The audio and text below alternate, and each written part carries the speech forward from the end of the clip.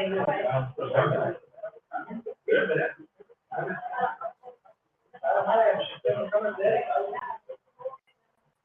back, everyone. Up next, we have Natalia Drazhnik, product owner at Deal Capital Markets. She'll guide us through improving clarity and execution in data science with frameworks like SMART, RACI, and OKRs, plus a few hands-on examples. Yeah, hello everyone. Let me first of all share my screen.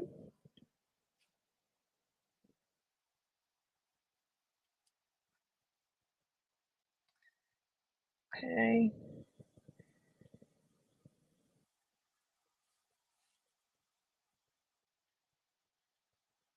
Okay. Let's check if you can hear me. I hope everyone can hear me and can see my screen. Okay, perfect. I even see your comments. Perfect.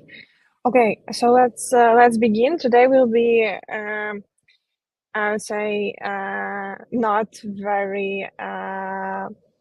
The session will be not. We will not code. We will not actually talk about the coding and engineering, but the session will be about task settings.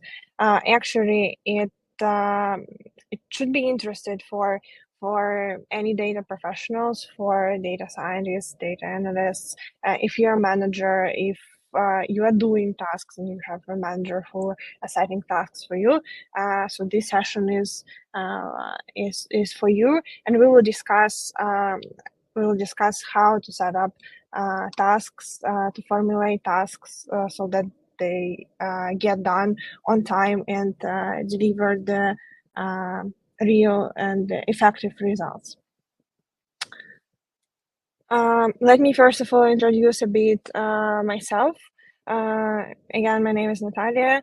I'm a product owner, so I'm not the data scientist, not the data engineer. I'm a product owner, and I have experience in fintech. I worked in multiple HR products, and I worked as a product owner on the product where we developed the analytical platform where we connected with different social media. We got the events from different social media so that we can manage the reputation of the company. So we calculate the effect from different events in social media, and that's how we manage the reputation.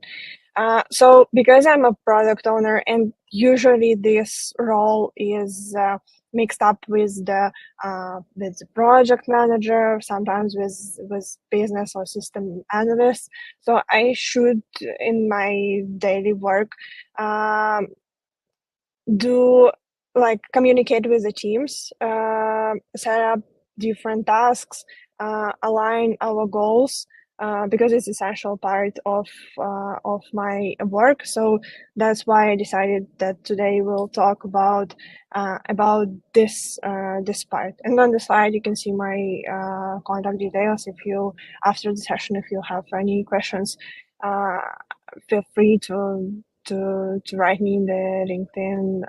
I'm more than happy to share my experience.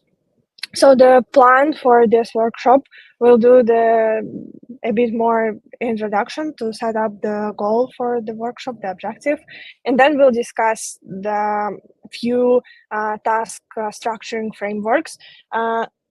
Hopefully you already know them, so we'll just one more time discuss each of them, and we'll practice. We'll see the examples of the tasks that are not that good, and we'll try to rephrase them, reset them, so according to the frameworks. Then we'll discuss how we can monitor the progress, because of course the first part of setting tasks is the task itself. And the second, if we want it to be delivered, then we should monitor the progress, of course. Then we'll discuss some more things what we can do if tasks are not getting done, and in the end we'll have the Q&A. So the objective, as I already said, we will try to improve the way how you set up tasks, or if you're receiving the task, how you can reformulate it, restructure it, so it's gonna be more outcome-oriented approach. And as I said earlier, we'll see how we can monitor the progress effectively, what tools we can use, what frameworks we can use. So today's session will be in Miro. So let me share with you the link, and I'll ask you to access it. So please use this link. Go to Miro. Once you'll be in the Miro, you should see this screen, and I see that somebody is already here. So please let's check in.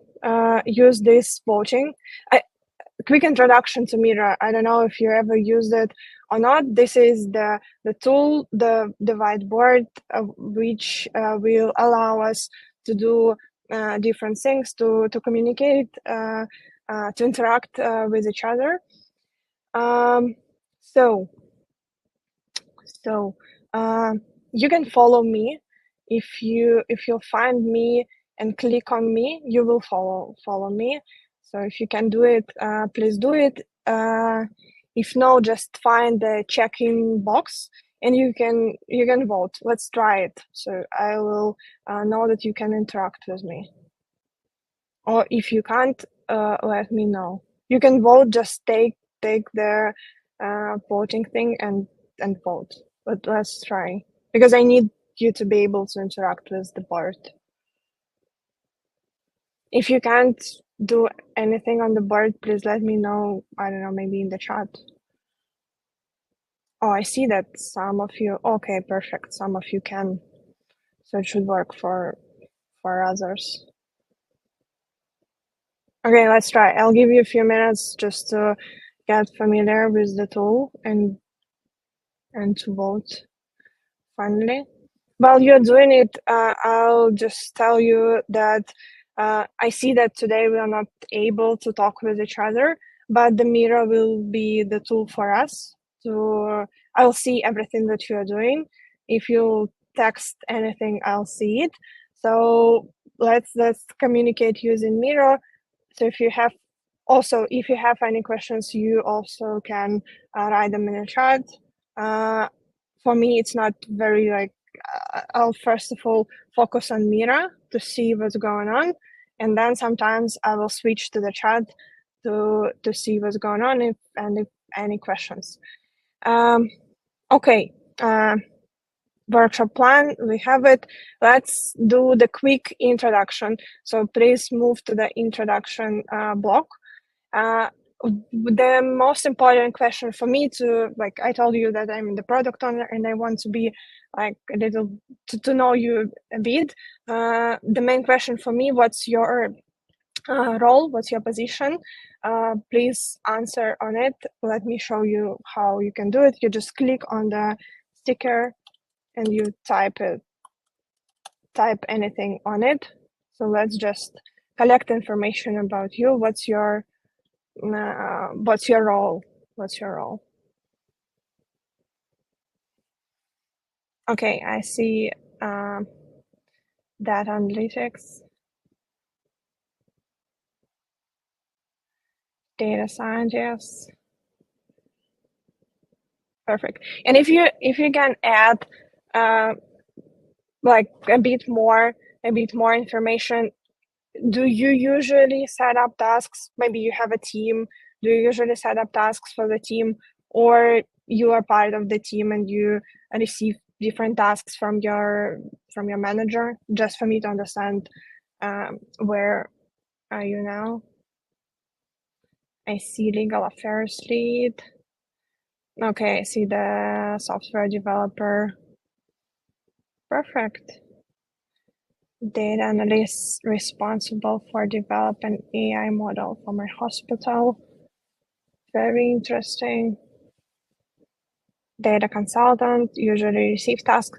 So yeah, while you're typing it, just again, I want to highlight it. If you are not the person who set up tasks, this workshop still can be useful for you. So once you receive the task, you can ask yourself, is it like part of, is it structured well? What else you can ask from your manager and from the person who set up this task for you? So this task will be clear and you will give the result that was expected.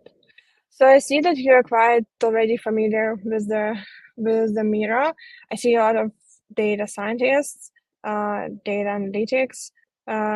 Perfect. Nice to meet you, even though I don't see you. Okay, let's move a bit to the next block. Let me ask you, what is the most common problem in task settings? If you receive tasks from your manager, tell me what's the most common problem you see in these tasks. And if you're a manager, tell me again, what problems do you face when you are setting up tasks? Maybe they're not getting done, maybe they are always delayed. Let's see what are main common problems. So I see the first answer. I'm struggling with how to deploy my idea with a already founded system. Okay.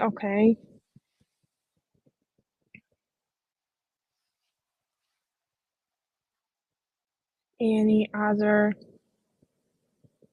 Maybe let me give you the idea of it. Maybe your manager set up task for you and you don't know the timeline or the deadline. Maybe this task is usually to a bug and you don't know what exactly they want to receive, or maybe the task not enough details. Yes, that's the answer, not enough details. Or I believe it can be like vice versa situation when your manager tell you exactly what you need to do, and it becomes not like to so you can't maybe sometimes offer your own ideas. It can be the case. The priority and the importance of the task. Yeah, so about the priority, it's the case when the manager will tell you, okay, do this, and in 5 minutes do this, and you don't know what's the priority. That's, I think, the common problem for both, to be honest, for those who set up task and for those who received it. Unclear requirements, the deadlines. Perfect. Okay, so we already see that some of the problems are common even on our blog. So let's see. I guess today we'll discuss when we'll discuss different frameworks. It will help you, so you maybe can have a look at your tasks again and like ask yourself or ask your manager about how the task is set up. Let's move a bit. What's important to consider when we set up tasks? There are a few things, and we'll discuss like now very briefly and then in details. So we should clearly understand what we need to do, the requirements and the expected result. So as you highlighted, for me, the problem is that you don't understand the requirements. Next, the understanding why this task is needed. So it's kind of the business concept, the background. So it will help again with the priorities. And so the next point is clear deadlines. Sometimes the manager can tell you, okay, I need it till the end of the week, or this is 3 tasks and this is the priority. Please do it in this priority. Then consideration of technical constraints usually is important to understand if there are any dependencies or constraints. And clearly defined responsibilities and communication channels. Sometimes it can be tricky when few people are working on the same task, and you don't know which channel you use to communicate, or communication is pure by the nature. So communication is important again. Let's move on. Please try to find me on the board. I see that you're a bit stuck. Let's move on to the SMART. So let's discuss the first framework.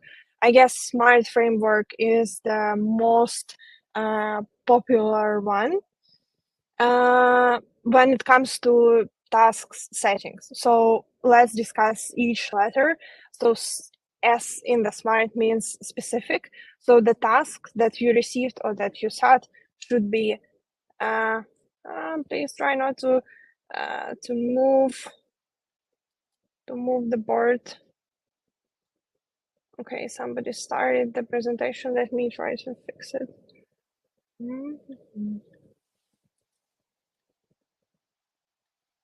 Let's try to do it.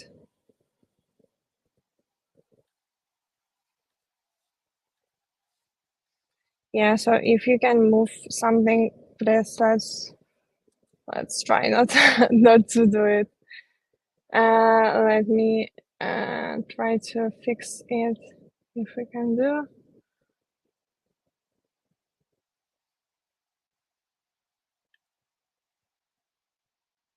Okay.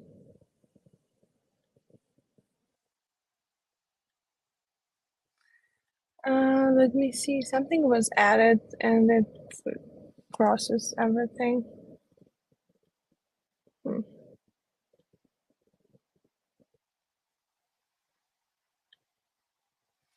Very interesting. Somebody did something with the board, so we can't. Okay. Okay, let me just move a few versions back so we can see the board, how it was.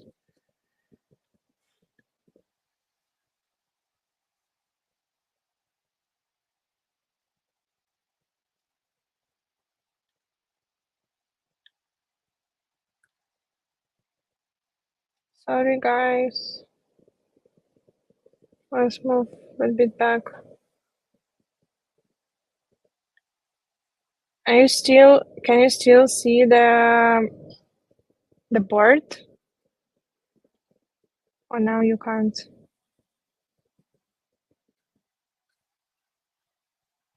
Please tell me if you can. Yeah, so you're here.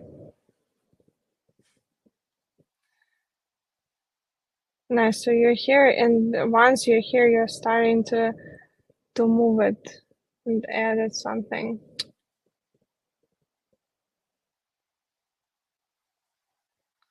Okay, let me do it again. I'll move back and I'll give you less less permissions.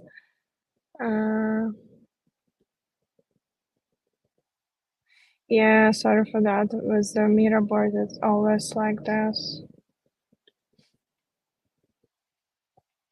I believe that's because somebody started like the presentation. Maybe guys, you can check if any of you started this present frame. So you can help me to just finish it.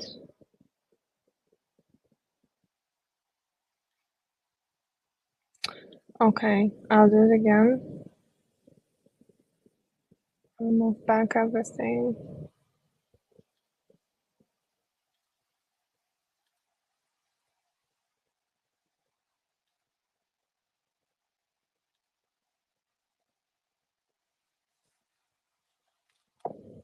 Okay, so once you're on the board, please do not start the presentation, if possible. And maybe let me send you the link again. Okay, like this.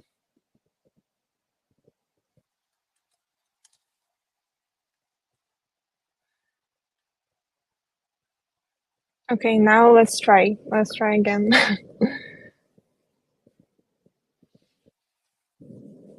Can you see the board? Try to join me.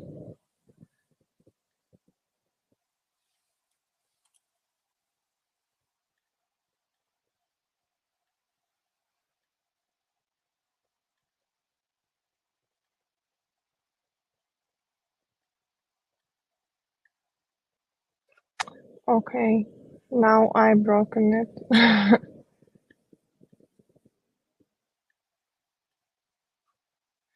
I can't see you on the board.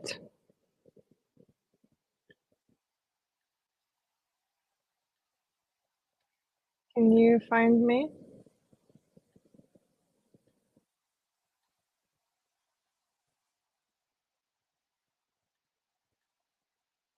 Let me know if you can see my screen and you can see the board. Yes, hopefully you can. So let's continue about the smart. So as I said, S goes for specific. So when somebody set up task for you, or you are setting the task, it should be clear and everyone should understand what exactly needs to be done within this task. M goes for measurable. So measurable means that the person who will do this can estimate, first of all, can estimate how to track and how to understand if it's successful or not. And the second thing is you or like the person who will do it will be able to understand how long will it take to do this task. I know that sometimes it's tricky because you need to investigate first of all something, then you will develop it and you're not sure that it will be okay from the first iteration, but usually you can estimate it like roughly and you can tell, okay, I'll do it the whole year or less. Then the task should be achievable. Of course, I know that some managers, they like to set up tasks and tell like very very optimistic something, but it still should be realistic based on the dependencies, based on some limitations that in the company you can have. The task should be relevant. It means that it should be aligned with the business goals, with the priorities, with the vision of the company. So it shouldn't be something that completely goes against the business goal. And about time bounded, as I said, it should be something that you understand. Okay, I'll complete it within the months or two, kind of. At least some rough estimations should be. So usually the smart can be used for different tasks, for when we set up tasks to developer, when we set up tasks to data engineer, data analyst, actually for any task that we set up, where we have the clear goal, the expected outcomes, and it is good for some reporting, dashboards, analysis tasks. So the pros of this approach is that it's quite simple, quite easy to apply. Yet it also aligns with the specific timeline, and so it helps with the clarity, with measurability. But on the other side, this approach is not ideal when we are talking about open-ended research. But again, talking about the research, we still can like try to set up the task using the smart, but it will not be maybe time bounded. But usually there is no tasks that our managers or our leadership, they want to research it like forever. Usually any task will be like there's a timeline. So okay, that's a research, but please do this research, I don't know, till the end of the month, and then we'll see what we do next. The quick example, if the task is said like improve the customer segmentation model is not according to this framework.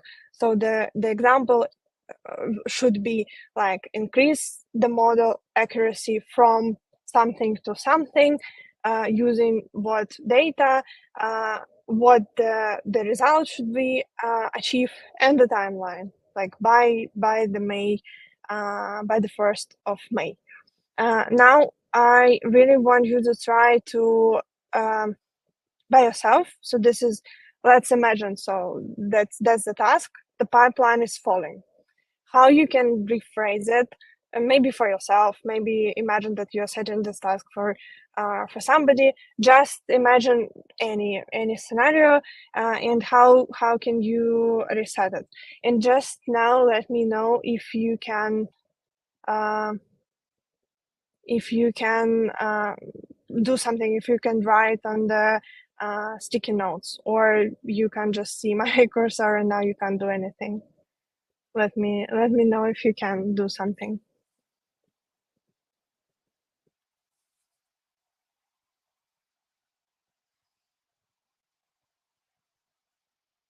You can write me in the chat if you can. As I see, you can't do anything now.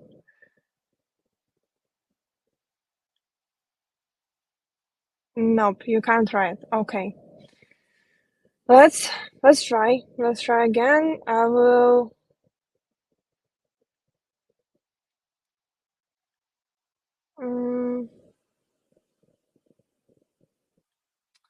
I will try to give you access. Hopefully, will not break it again. But I see. Yeah. Okay. I see that you can do it like commenting.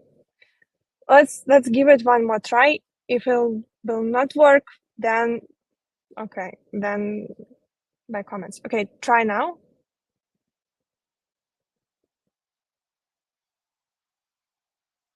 Perfect. Now I see you, and I hope you can use this sticky notes in the bottom of the try to find me.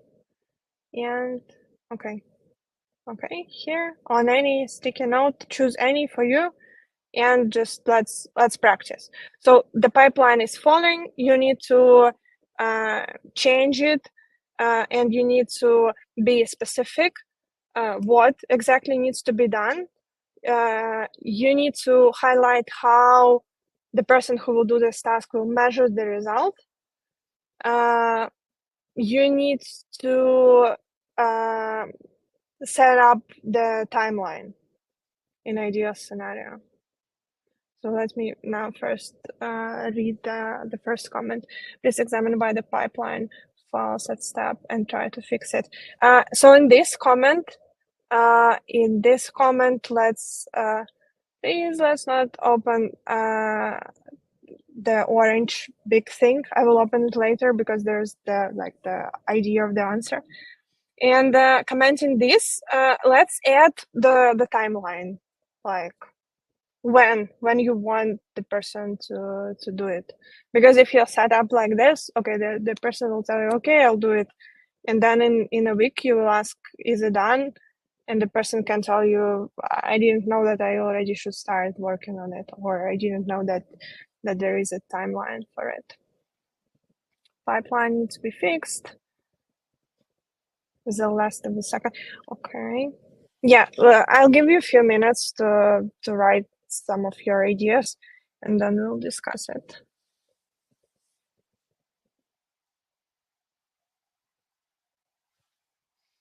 Okay, while you're doing it, I'll tell you thank you that you are not breaking the board again.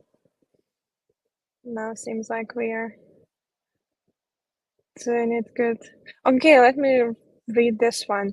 The pipeline needs to be fixed, so it's up and running with less than X seconds delay. Okay, then X seconds delay is like how we'll measure, how we'll understand if it was successful or not, and the maximum deadline is essential to sure.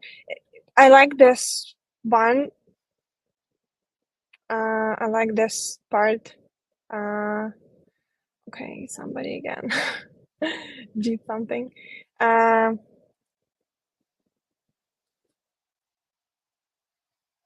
Yeah, so now I can't see it. Okay. I like this part because it explains the background. It explains why we need it, and it helps us to align it with the business goal. Okay, so this is very good. Just again, as I said about the timeline and maximum deadline. Yeah, okay, so you have the timeline as well. So I like this example so much. It's very, very good. Okay, so you're deleting everything, but but let me show you the example. So the example can be like what we need to do. Again, be specific. Identify and fix cause of the delay pipeline, failure between some systems, measurable. So we need to achieve the stable pipeline, run for 5 consecutive days without failure, achievable. Again, and we here highlighted we need to test it. It's relevant. So we explained it that like we need it maybe for sales and marketing and time bounded. So we again are telling like what's the deadline. Okay, let's move forward. I think the smart was like you understand it because it's a very popular one. Let's discuss the next one. CSD, where C is for context, S for scope, and D for definition of done. Here I want to highlight about the definition of done. Why I decided to talk about the framework, because the definition of done is quite an interesting thing, and I believe we can use it even if you don't use the whole framework, or even if you use smart framework, you still can try to set up this definition of done, which really helps to understand what exactly you need to do. So the context, again, it's kind of background. It will help us to align again with the business goal, to understand the background. The scope is like the scope, what we need to do. And the definition of done means like how will we know that the task is complete. So talking about the development, if you're working with the Scrum, for example, or Agile, in any way you use it, or you should use it, because the definition of done is very good thing to understand. Okay, this is done. We can, for example, release it, or we can pass it for further testing. So when we use it, we use when task requires the background explanation, when we want to align expectations clearly. Why it's good? Because it makes clear for everyone what we should do and why we do it. And it's about the collaboration and cross team work, because when everyone knows why we're doing it, it helps a lot. Okay, the example. Let's go to the example.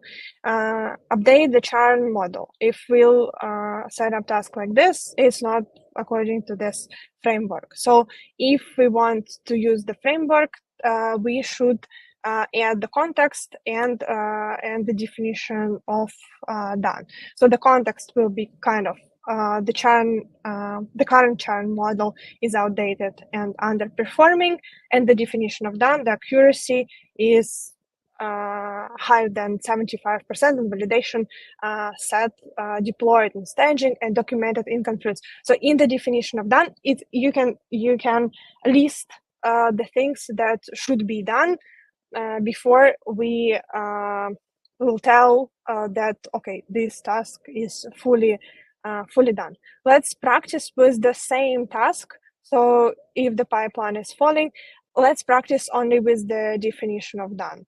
Write your ideas, what it can be when it comes to the definition of done for the task is like pipeline is falling. You can even take your ideas from the previous task, because some of you already gave some example of, so from SMART, when we're talking that the task should be measurable, when we're telling the task should be measurable, kind of same thing about the definition of done.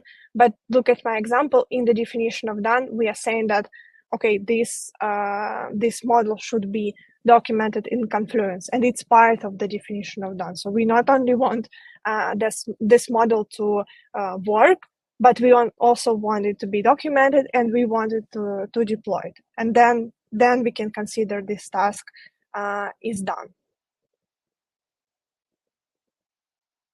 So let's try to transform this task, and let's try to write the definition of done.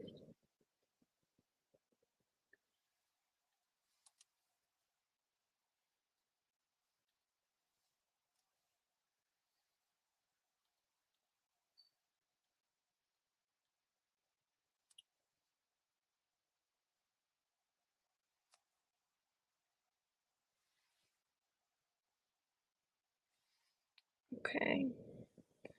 The pipeline is causing errors.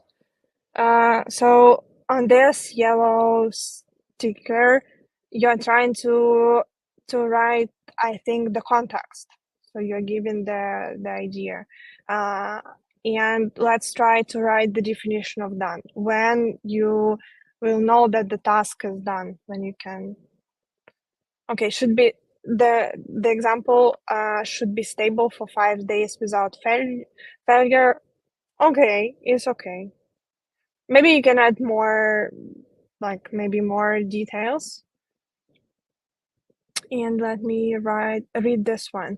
The pipeline is causing unexpected errors with lots of reports. This is background. This is context. It needs to be checked and fixed to the reports. Failing rate would be reduced to less than. Yes, this is the scope. The definition of done is reaching 1% failing rate of reports over the period. Yeah, this is good. And as in my example, you can maybe tell that, I don't know, maybe it should be documented, maybe some, I don't know, some other data engineers should be, I don't know, onboarded and should know how this pipeline works. Maybe you should write the tutorial, or maybe you should perform the demo, for example, how it works.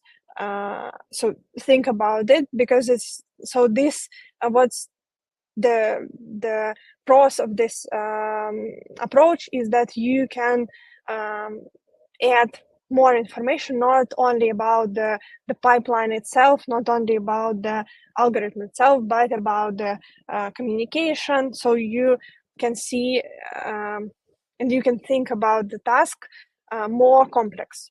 That's the point of this approach. Okay, let's move on. I moved a bit. Let's discuss RACI framework. Again, I believe that you all know about it. Just one more time, because it's very important when more than one person is working on the task. What it is? So R is responsible. Who? So this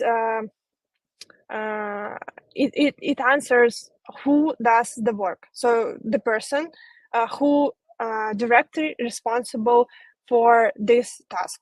They are hands-on. They will do the actual analysis or code. So these are people who actually doing the task. The main thing is that there can be multiple responsible individuals, and it's okay. So the whole team of data analytics can be responsible for the task, and it's completely okay. Then A goes for accountable. So this will tell us who owns the outcome, who will sign off. And the most important thing about accountable is that it should be just one person. So one person should be accountable for the task. And even if we are saying, okay, there are two managers and they are both responsible, I don't know, for the product, for the model, it should, when you will come to them and ask the question, and if they are not agreed, so one will tell you do this, another will tell you do something else, it should be one person who is accountable for it and who will make the final decision and tell you, okay, do this. It can't be, you can't set up a task and tell, okay, this person and this person, they are both accountable. No, it will not work. And you, if any disagreement, you face the problems that who will make the decision finally in the end. C goes for consulted. So these are people who are providing the inputs or who have expertise. It can be more than the one person. They are not working on the task, so they're not executing it. They are not owning it. They're not making any decisions. So if you ask them, they respond, but it doesn't mean that you should do as they said, because you're only consulting with them. And the last, informed. So that's that's the people who need to be informed, who need to be kept in the loop. You should inform them, and communication is only one way. So you just notify them like about what's going on. They do not contribute. They will not probably tell you how to do something. Maybe they can provide the feedback, but it's not like essential for you at this step. Because if you want the feedback from them, then they should be in the consulted group, because you want to ask them and they should reply to you. If they are in the informed, then you just only inform them and that's it. So this approach is good when there are a lot of teams, a lot of roles a part of this task. So usually it's for a big task, for cross-functional teams. Again, because if we are talking about like we are developing, I don't know, the model, and then we'll deploy it, then we'll have the people who should be just informed, who should be consulted. Okay. Then let's see the example and what's how it can be. To be honest, in the real world, sometimes it's like this: responsible, the whole team; accountable, no one specifically. That's very interesting situation when no one specifically is accountable. Then the question is like, why we are doing it. Consulted, for example, marketing, and informed everyone in the company. So when the situation is like this, as I said, it should be always the question: do like really the whole team? So when we're saying that responsible is the whole team, means that the whole team are sitting and working on this task. Is it, if it's true, okay, that can be okay, because based on the framework, there can be multiple responsible individuals. It's okay. Accountable, as I said, if there is like nobody is accountable, then the question is like why we're doing this? Do we really need to do it if nobody is who will sign off? That's the question. Consulting, marketing, it's okay, but when we're talking about consulted group, we want them to respond, and it's always good when there is one person or like a group of people who will respond. So when we're saying that the whole marketing can be consulted, you will write them the message, I don't know, in the chat or in the email. Everyone will be in the copy, but nobody will reply. Usually it's a good idea to have I don't know, one person or few people who will work with you on this task because you want the response from them, and informed everyone in the company. Again, that's the question. If you're doing something like very important for the like the project on the company level, then okay, everyone in the company can be informed that this is done. But if you're working on your daily tasks, I'm not sure that you should inform everyone in the company every time you finish your task. So here it can be more specific. Again, in our task, when the pipeline is falling, let's see the responsible who executes the task. It can be data engineer, accountable, who owns the outcome and sign off. It can be the manager, for example. He will ensure that the issue is resolved and validate the result. Consultant, who provides the input, or the expert who has the expertise. It can be data analyst, data engineer. So it can be, in my case, I decided to put the specific roles, not the whole like department as was an example for marketing. And informed, I mentioned who should be informed. Even like in my example, I decided not to tell like the whole sales department or like the whole marketing department should be informed. I decided to be specific and inform only leaders of these departments because they will decide if they need to inform like the whole team or not.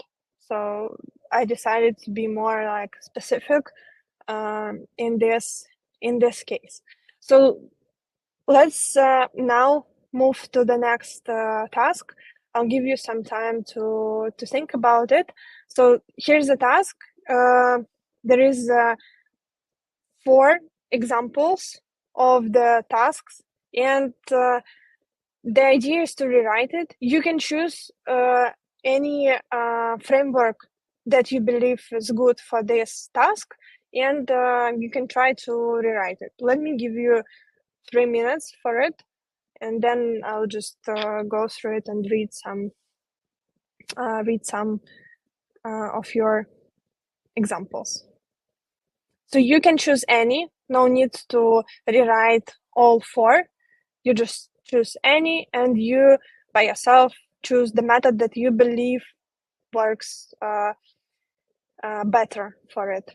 If you need information, just go back and you will read what it's about. For smart, we break everything, but you still have this information here on the board. Okay, let's try 3 minutes and then we'll move forward.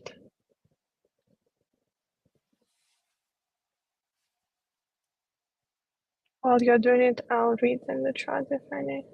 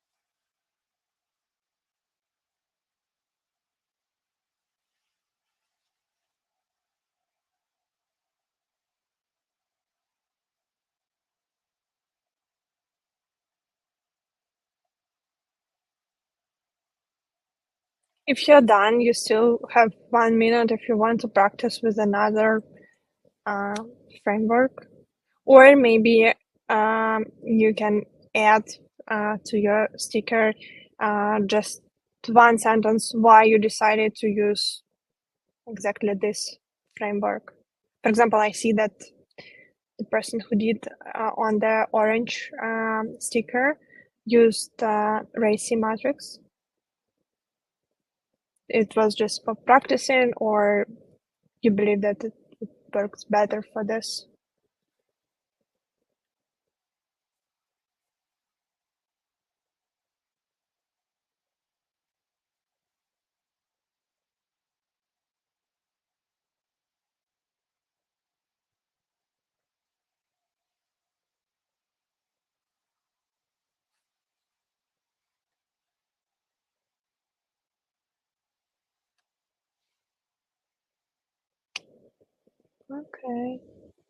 Okay, we're out of time. Let me read what's done, but if you're still in progress, please finish. So task number 3, let me read it. Make sure the dashboard are ready for the board meeting. Task 3, responsible data analyst, update the dashboard. Yeah, that's good. It can be just one person. I think it's doable. This task is doable for one person. Accountable, the leader of the team. Yes, that's very good. That's very good example. When the leader of the team is accountable, or yes, I believe that's a perfect the perfect decision to put the data analytics team leader. Data engineers and data custodians for consulting. Good. Yes. Maybe you also can include so because this dashboard is for board meeting, maybe you need somebody from the business who'll tell you, is that like what you have on the dashboard, is that what the board is expecting? So maybe you need somebody from the business to consult with, to ask questions, and they will tell you. And inform the board meeting organizers. Yes, they should be informed. This one very good. I like that how it's done. Let's check scenario number 1. Let's again read it. Check out the data on user behavior. We are receiving, so the person who did it decided to use context, scope, and definition of done. So let's read it. As we are receiving customers' transactions, we need to receive the customer transaction behavior to determine whether there is a fraud pattern or not. So that's the context. That's the context. Good. We will build the pipeline. So that's the scope. What we'll do, we'll build the pipeline that will include customer transactions in the last months only and compared. Yes, that's the context. Very detailed. For the context, like you can use one framework inside of another. So maybe for the context, you can try to use like the SMART maybe to give more details. And the definition of done, the task is done when the BI team confirmed that they've received the data and suitable to build their dashboard. Maybe in this task, the definition of done can be a bit more business. Let me open the first block, because here I have the examples. So if we use it, if we use CSD, then the context, product, team suspects users are dropping off before completing purchase. Scope, so analyze the clickstream and event data for logged-in users. In definition of done, the report is ready, even like how many pages, and it's delivered to the product lead. So it's just one of idea how we can do it. For the second tasks, for the second task, I see another RACI matrix. Let's check what was my example. Yeah, so my example was data scientist, the lead, head of sales, and the VP. And let me see if somebody choose. No, again, the second task. Let's open the third and fourth, just to see what we have. What do we have here? So make sure the dashboard and about, yeah, so this one is about dashboard. So if we'll use the smart, for example, then the task will be like review and update the dashboard with Q1 financial and product data when by April 10th. And let's open the last one. So the first example was we need something better than our current segmentation. I love when the task is set up like this, and I think it's a very common thing when the managers will tell us just like do something better than we have now. So in Smart, I would also add maybe some measures. How we will measure that it's really better than the current segmentation. So when the task is like this, we need to understand how we'll measure the success of the task of the project. Okay, let's move on.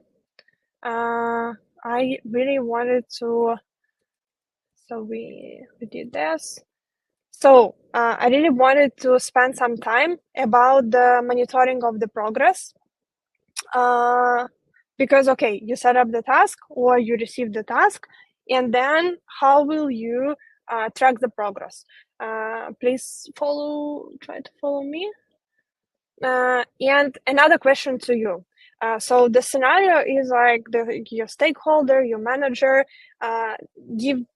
gave you the task and keeps asking you what's the status. I don't know, every day, every 2 days, texting you, asking you what's the status, you're working on it. How will you track the progress and show the progress? I'm really interested what tools do you use right now?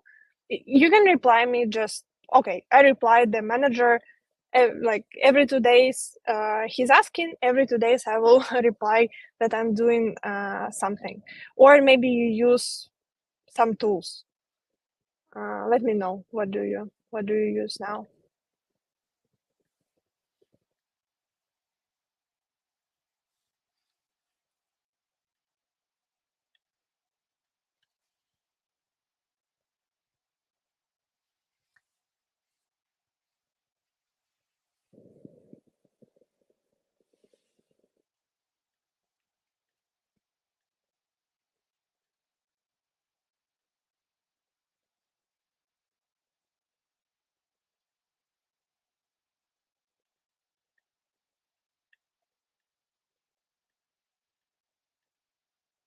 Okay, I see that one person is typing. Maybe others can share what they use. How do you show the progress to your manager?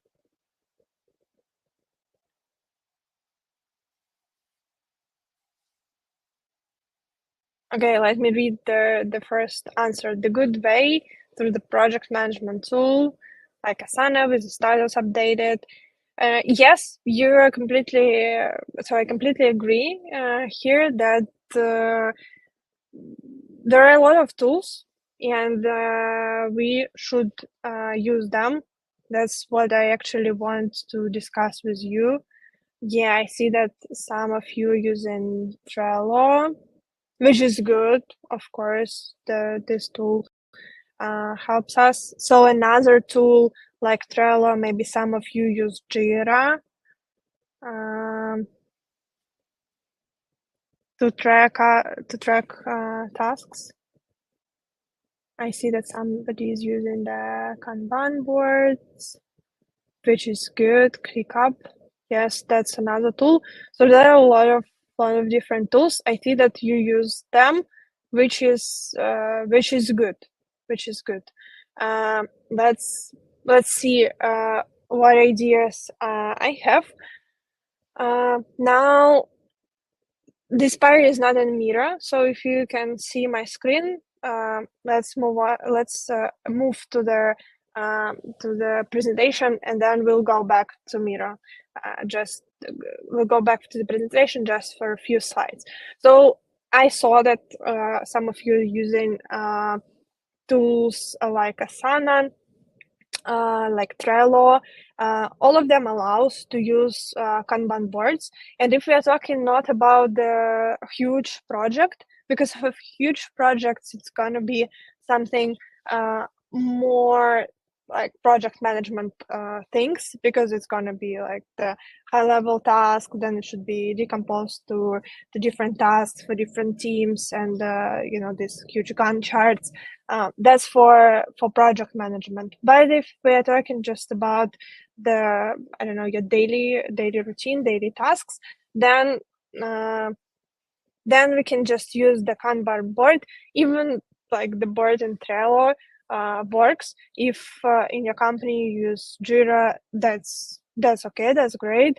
They also have features to use. If you're working with a Scrum, then they have this Scrum board. If you're not working with a Scrum and you don't have 2 weeks or 1 week sprints, then you can just use the Kanban boards there. They have it as well.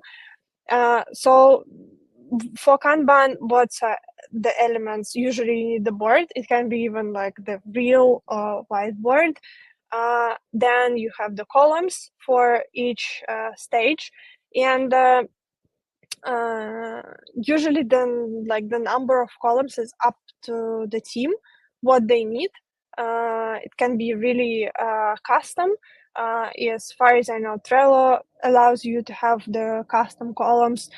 In Jira, for sure, you can have these custom columns, and there are a lot of automation, like depending on the status of the task will be in this or that column, which is good for visualization, and it really shows the progress. And the third element is the task itself. It usually is a card with the description. It's a work item, and you move this work item through the Kanban board. There are like some teams, they have some rules within the team. Like for example, we do never move back the card, so we always move forward. Like in progress, then testing, and you never can move from testing to do.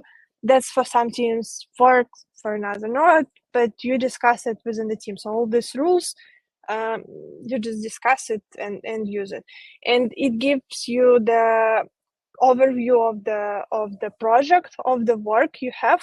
And if you have some tasks, you always know how many in what status are now, how many of the tasks are in progress, or how long.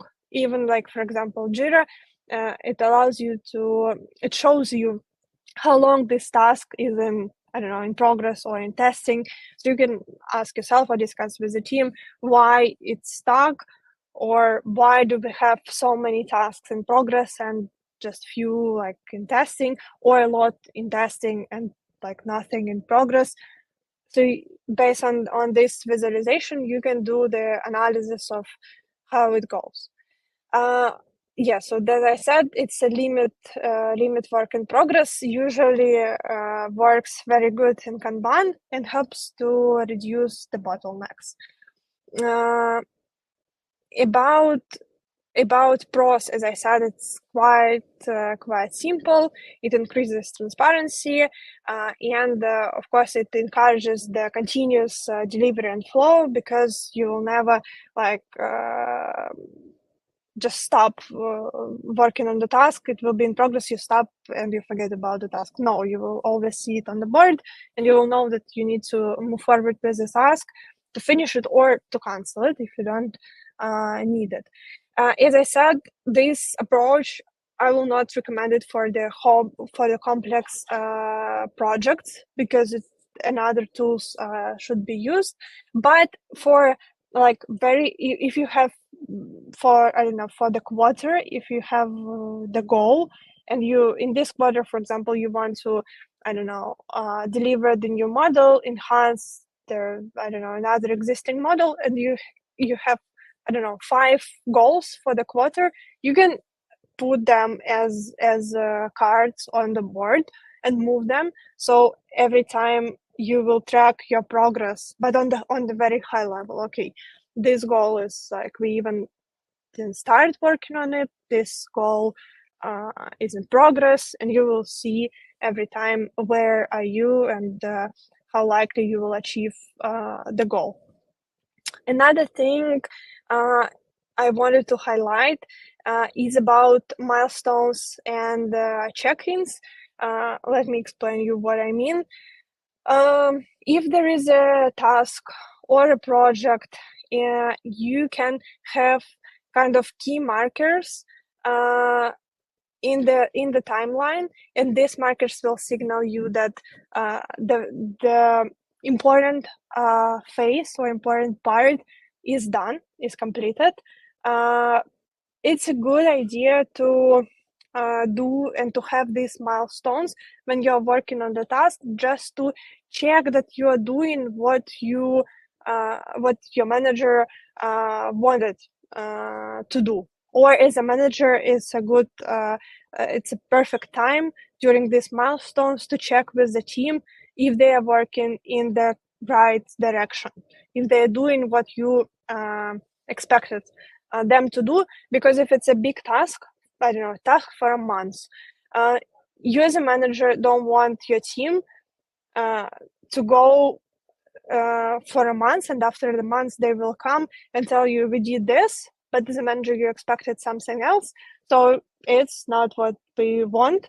That's why these milestones, if we'll have it, then the team can like regularly check and like regularly tell the manager what they are doing, just to review themselves. And then the check-ins as regular reviews, it can be like weekly or bi-weekly, just to track the progress and to highlight if there are any blockers, or just the plan if needed. So it can be, if you're working on a big project, like, okay, you can meet with the stakeholders or with the manager, I don't know, weekly, 15 minutes, just to discuss, okay, how it's going on. Here's, for example, the Kanban board. This task is stuck because we have a blocker. So you can discuss it during this kind of things. So the main idea of the milestones and check-ins to identify blockers, to see the current progress, and maybe even adjust the plan. So when we can use it, when the project or the task is quite big, because if the task is like for 2 or 3 days, you will spend more time for these milestones and meetings. You will spend more time than actually doing the task. So no reason to do it. So good to use it when you're working with multiple contributors, with multiple teams, and if you want to ensure that you're not waiting until the end of the deadline, and you want to evaluate the progress, and it gives you and the stakeholders, managers, visibility, and you will communicate. Because as I said in the beginning of the workshop, the communication is very important, I believe. Also, if you're working with the sprints, you might know about the burn down chart, because usually teams who are working in sprints, they use it. So they have this graph with we start on the very high point, because it's like the sum of the user stories if you use it, or at least it can be like the number of the task you need to finish. In the very easy example, for example, on this screen we see, let's say it's like 40 tasks you need to finish, and then you want them to finish in, I don't know, 2 weeks or 2 months, and that's the guideline telling us, okay, then every day you should close at least one task. And if you look at this burn down chart, like in the middle of your timeline, you will see, okay, you've closed enough tasks or you're stuck. For example, here you see that the team stuck because they should close the tasks like every day one task, but they didn't do it. So this chart will help you to analyze and see like what's going on. Are we like following the guideline, or something went wrong? And what's important, this chart, it can be used not only for sprints. I know that this screen is from Jira. In Jira, if you're using Scrum, if you use Scrum boards, then it's very easy to receive this report. But if you're not using Jira, if you just use Kanban or other approaches, you still can use it and can see like how many tasks you need to finish. Okay, let me see. The last maybe thing I want to discuss. Let's move back to our board. What to do if, like, okay, you followed all the frameworks, you monitor the result, but the task is still not getting done. Just do few things. Again, check the clarity of the task. Like make it more specific maybe, or explain the details. Again, check the deadline if it's realistic or not. Analyze blockers.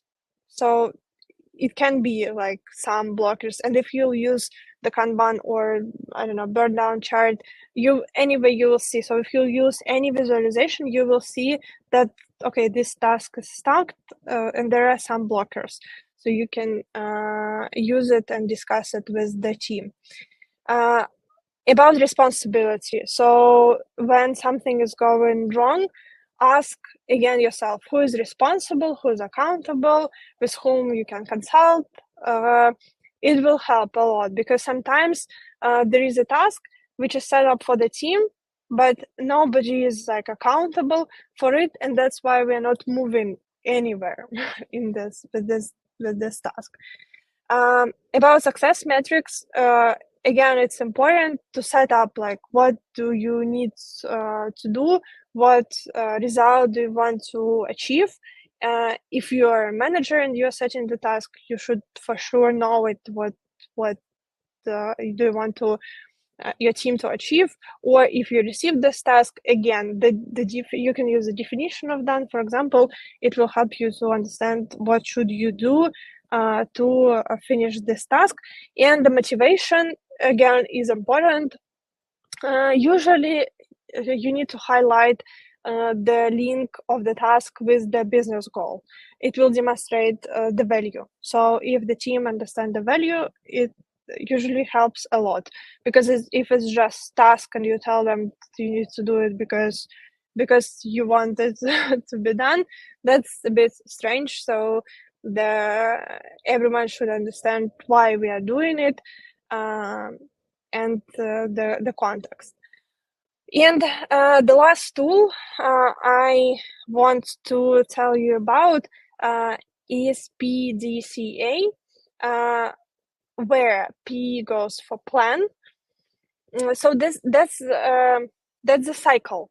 Actually, when something doesn't work for you, what you can do, you can plan, you can define the problem, collect data, propose the plan. So for example, you see that the task is not something is not working, then you plan what you can do with that. Then you do it, then you check so you measure the result. Okay, you decided to do these actions. If it helped or not, you analyze the expected outcome, and then you act. You change something. So this approach is about reflection. Maybe if somebody of you work in Scrum, you use retrospectives, where you sit down and look back. You see, okay, it was the sprint.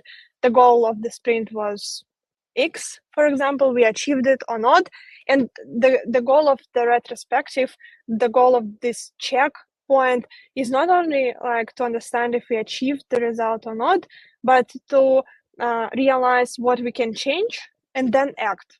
The last step is very important. You acted, you changed something. For example, you realize that, I don't know, smart doesn't work for you and you need another approach, another framework. You discuss it within the team. You agreed, okay, we'll try to use another approach, and then the next sprint or next task, next iteration, you change it.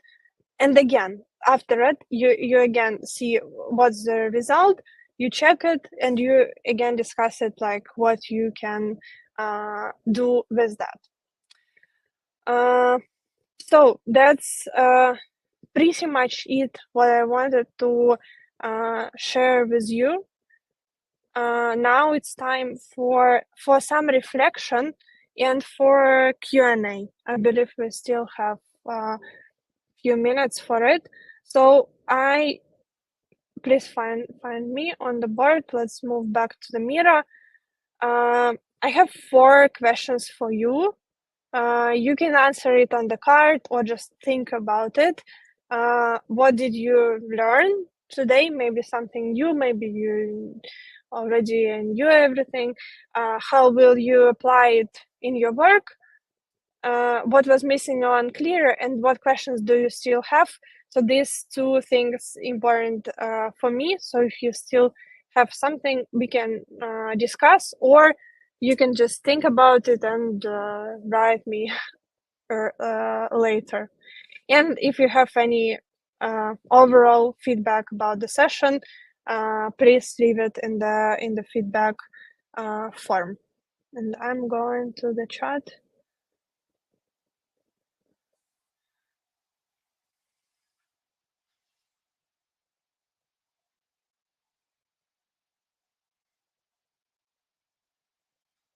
Review my task too. So I see the comment that I didn't review something. Let me check. If I'll be able to find it, I will review it.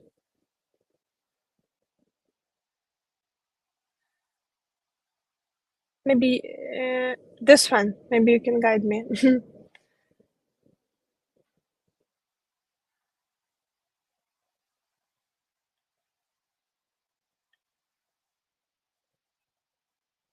Okay. Yeah, I think this one. Let me read it. Task 2.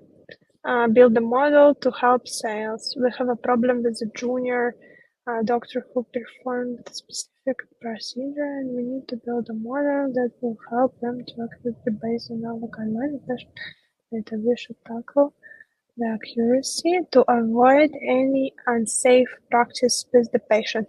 So here the context. Yes, we have it, like the problem itself. The scope we need to build, we have the scope, and the definition of done, we should tackle the accuracy at least. Yes, if we're talking about the high level, it is good. As I said, for the scope, you can, for sure, you can like specify it, you can give more details for it. But overall, that's what we expect when we are saying about CSD. Okay, I will keep for you this board for some time, for maybe a week.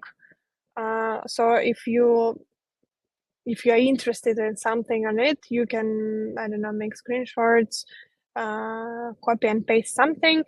So keep the access for you for some time. And then, unfortunately, there's are limitations from Mira. I'll have to revoke the access for the board. So I hope that this workshop was useful for all of you. If you have any other questions, I'm happy to answer them. I believe that's it. I'm not sure if somebody from the conference will help me to finish the workshop. But yeah, thank you everyone for your time, for your participation. It was great to use Mira. I believe if you never used it before, you will use this tool as well.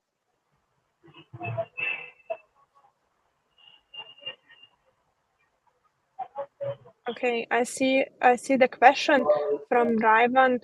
How to prioritize? Let me answer the last one. How to prioritize tasks when everything feels urgent? When everything that's the situation when your managers come in to you, tell you, do this, and this. There are a lot of tasks. So the first thing we discussed it today, that you should understand the business value, and usually it will answer your question, like what values most. Then you do this first, and then others. And also you can check Eisenhower matrix, which will help you. So there's like 4 squares, and depends on the how important the task and how complex it is, you can group this task. So the Eisenhower matrix will tell you that if something is important and it's easy to do, it will take not the months to do it, then you should do it first, because it's quick win for everyone. For the business, they will receive the value, and for you, because it's fast. Then if something is important but you will take a lot of time for you to complete it, then it's the next thing. But maybe you can decompose it, or maybe you can plan it for later, but for sure you need to do it. Then if something is not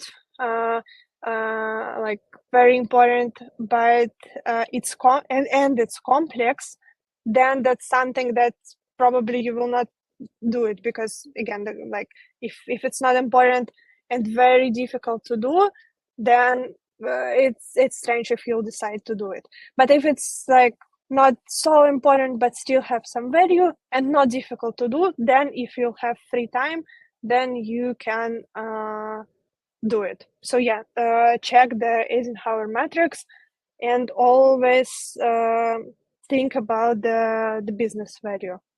What's the most important thing for the business, for your users? Then that's probably will be the highest priority.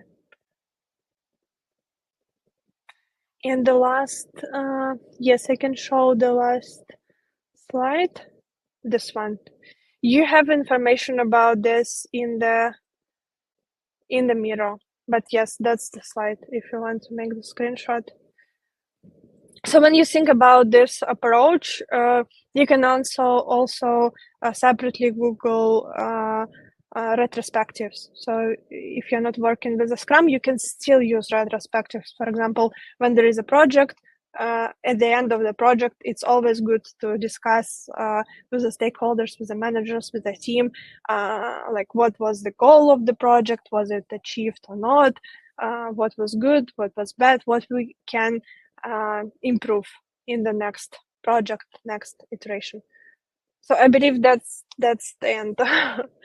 We are almost out of time. Thank you everyone for joining.